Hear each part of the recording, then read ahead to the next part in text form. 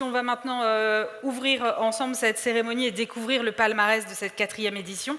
J'en profite pour remercier les membres du jury qui, comme disait Dominique tout à l'heure, ont épluché très assidûment les dossiers.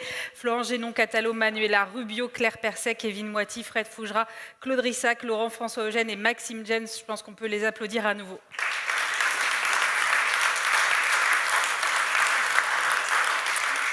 Et pour ouvrir cette remise de prix, on va commencer avec la catégorie institutionnelle. Pour remettre ce prix, j'appelle Laurence Génon Catalo, directrice de la communication de la Confédération nationale du Crédit Mutuel.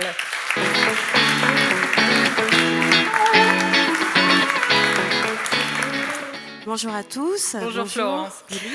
Je suis ravie de remettre ce prix de la communication institutionnelle. Alors, au sein du Crédit Mutuel, nous, on est tous les jours confrontés à créer de la cohérence lorsqu'on communique. Effectivement, on est un groupe uni, mais pluriel, très attaché à la diversité. Et c'est vrai qu'aujourd'hui, on l'a vu tout à l'heure avec Cécile, on est dans un monde fragmenté, avec des communications éphémères, surtout pour toucher les jeunes.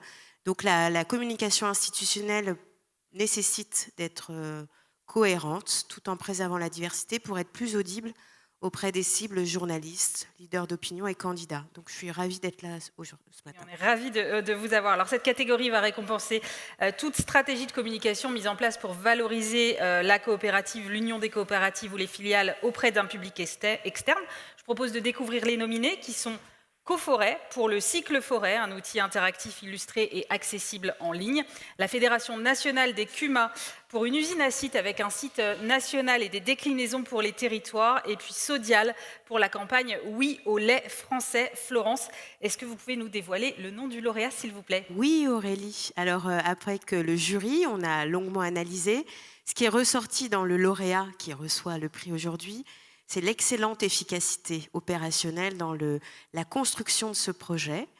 Donc, je vais peut-être faire cesser le suspense. Donc, j'appelle à monter sur scène Marine Boyer pour la Fédération nationale des CUMA.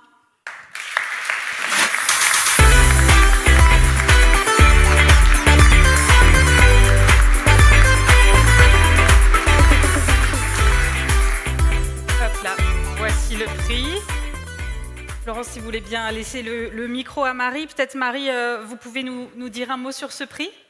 Oui, mais déjà, merci beaucoup. Merci au jury d'avoir mis en lumière effectivement ce travail qui a été fait par nos équipes qui m'accompagnent aujourd'hui sur scène. Donc Sophie Aurivel et Alexis Grappi qui sont vraiment des acteurs fondamentaux dans ce projet. Donc les sites internet, la refonte des sites internet, ça vient s'inscrire dans une lignée en fait de refonte de la communication globale de nos fédérations et de nos CUMA, avec en 2020 la création d'un nouveau logo que vous découvrez aussi sur les écrans. En 2023, une campagne qui a été primée ici en 2023 également. Donc c'est vraiment une reconnaissance très importante pour nos équipes.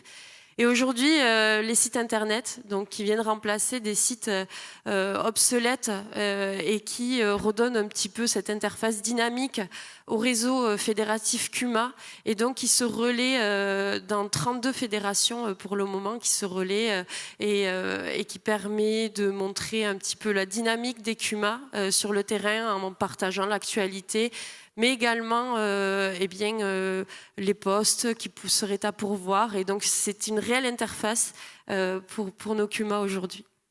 Un grand merci, un grand bravo à vous. Je vous invite à vous diriger vers le photocall qui se trouve tout au fond. Et on peut évidemment les applaudir.